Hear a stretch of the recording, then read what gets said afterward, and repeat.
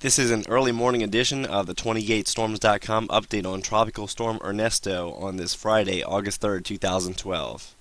First off, I would like to point out that the Hurricane Center is also monitoring a tropical wave in the East Atlantic. It's located just to the south of the Cape Verde Islands, and it does have a 10% chance of development within the next 48 hours.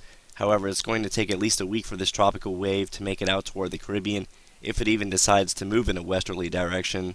So Ernesto continues to be the focus. The following is the latest 5-day forecast track from the National Hurricane Center for Tropical Storm Ernesto, but keep in mind that this is a time-sensitive product, so if you're viewing this video sometime later on, say toward Friday afternoon, you may want to check out the Hurricane Center website or even 28storms.com, as we may have a more up-to-date video or discussion pertaining to the storm, so go ahead and check out the webpage as often as you can. But as you can see, the Hurricane Center is still anticipating Ernesto to not do a whole lot over the next few days, but go on to become a hurricane as it approaches Jamaica. This may be a little bit too aggressive in my opinion, but the Hurricane Center is still obviously buying into the idea that conditions are going to become more favorable as Ernesto moves into the Northwest Caribbean. The latest tropical model suite gives us a lot of confidence that Ernesto will make it into the Yucatan Channel, but beyond days 4 and 5, we still see a lot of model spread, with some of the northernmost models ranging from almost Key West, Florida, to Honduras, Nicaragua, and southern Belize. The latest radar animation out of Barbados shows us that the center of circulation passed just to the north of the island and is about to pass over St. Lucia, although conditions are not going to be all that significant. We're talking nothing more than some isolated strong wind gusts and periodically heavy rainfall. But as you can see, the center of circulation is moving westward at a fairly rapid clip, and this is somewhat unfavorable for development, because if that low-level surface circulation begins to outrun the mid-level center, then this is going to cause Ernesto to decouple. The water vapor imagery shows that we still have very strong mid to upper level westerly winds that are shearing off the top end of Tropical Storm Ernesto, but underneath this westerly shear, we still have rather strong low-level easterly flow, and that is why Tropical Storm Ernesto does not look overly healthy this morning.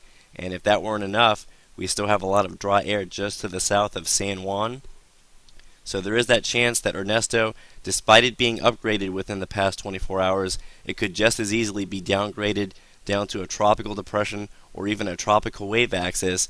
But this could also be temporary if it does indeed occur, because as it moves into the Northwest Caribbean, no matter if it's a wave axis or a tropical storm, it's more than likely going to take advantage of those upper level conditions that we foresee and therefore begin to develop once again. This is the latest look at the 0Z CMC model forecast for the next 6 days, and despite the somewhat unfavorable looking pattern here for the next 48 hours, the CMC is still aggressive in developing the system, especially once it gets to the south of Hispaniola, and it begins to intensify even quicker once it moves into the southeast Gulf of Mexico. And as you can see, by day 6, we've got a developing hurricane beginning to turn more toward the northwest. It should be noted, however, that monitoring the models for trends is also just as important, and anyone that has been following the CMC over the past several days can tell you that the model started off by taking Ernesto just to the south of Bermuda by day 6, and ever since then it has been trending more and more toward the west, and now finally it's taking the system out toward the south central Gulf. Now the next question will be, will this westward trend continue? Logic would say yes, but at the same time things don't quite work that way. You can see the models trend in one particular direction for several days in a row, and then all of a sudden they overcorrect and then have to make an adjustment back toward the east. But again, this is still just something to consider when analyzing the latest model guidance.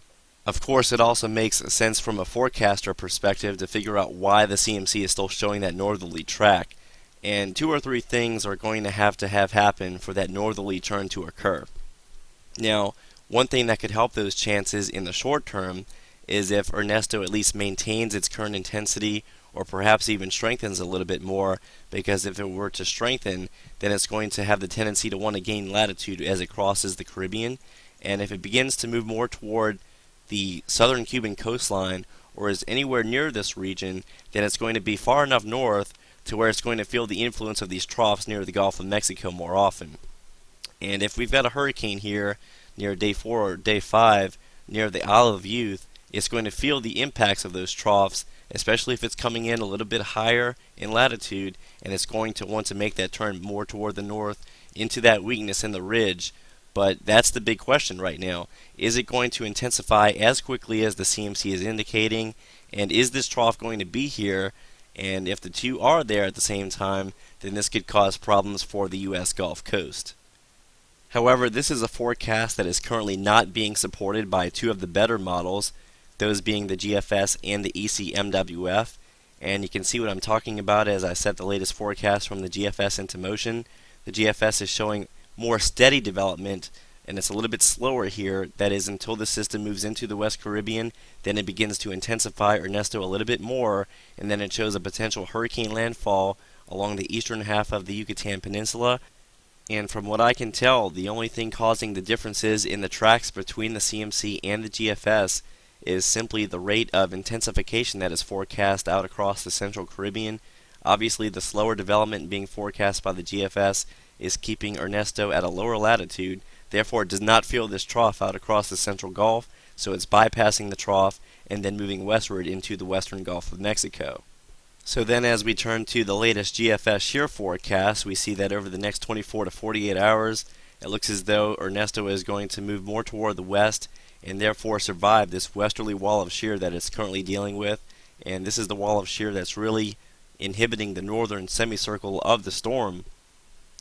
But as it moves more so into the Central Caribbean, as long as that low-level surface circulation is still intact, it should be able to do a little bit better with time.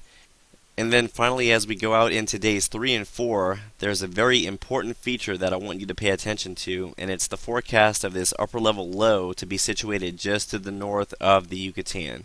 Now, if this upper-level low is in fact positioned correctly in the south-central Gulf, then that upper-level low is really going to help to ventilate much of the central and western Caribbean, and you can expect a vast area of favorable upper-level ridging to set up to the south of Cuba. Also keep in mind, though, that the waters to the south of Cuba and the waters near Jamaica are some of the warmest in the entire Atlantic basin. So despite the struggles that Ernesto is going to be dealing with for another 2 to 3 days, it will be very interesting to see if this GFS analyzed shear forecast is going to verify. If it does, it's going to be very interesting to see just how quickly Ernesto can develop and take advantage of those conditions.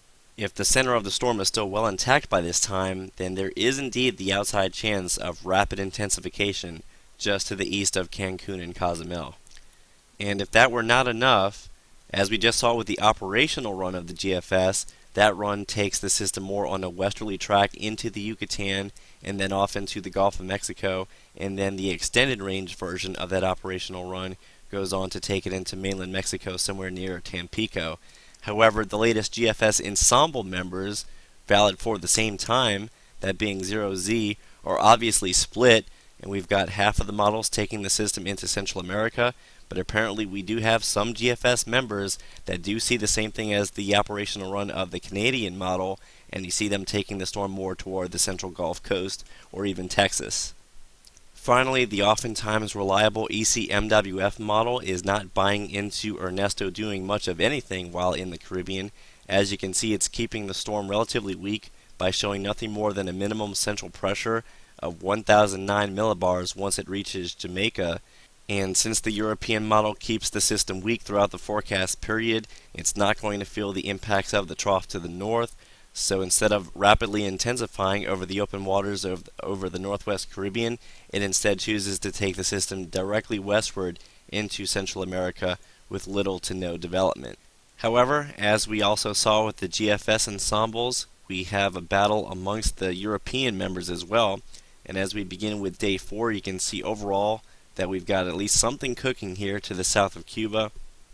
As we go into day 5 and day 6, the European ensembles are in fairly good agreement that the system will be approaching the eastern half of the Yucatan Peninsula, but thereafter the models begin to diverge. We've got some that apparently take the system more toward mainland Mexico, while the other half is still a little bit more toward the north across the northwest Gulf. So the bottom line is that short-term conditions are not very favorable, and even if Ernesto were to weaken over the next 1 to 2 days, if anything is left over once in the western Caribbean, If the modeled shear conditions are going to verify, then that means there is still a lot of potential for this system down the road, and anyone living from the Florida Panhandle westward and also all throughout the Central American region, no one is completely out of the woods, because as we saw, there is just way too much model disagreement this morning to really commit to either one of the two primary forecast scenarios. Now, hopefully over the next day or so, we'll begin to see a little bit more in the way of model convergence as Ernesto begins to figure out what it decides to do out across the central and western Caribbean. But regardless of whatever decides to happen in the tropics, you can be rest assured that 28storms.com and the Hurricane Tracker app will be there to provide you with the latest in-depth information of the tropics as things progress. So thank you for watching, and if you find any of our content beneficial, then please go ahead and spread the word.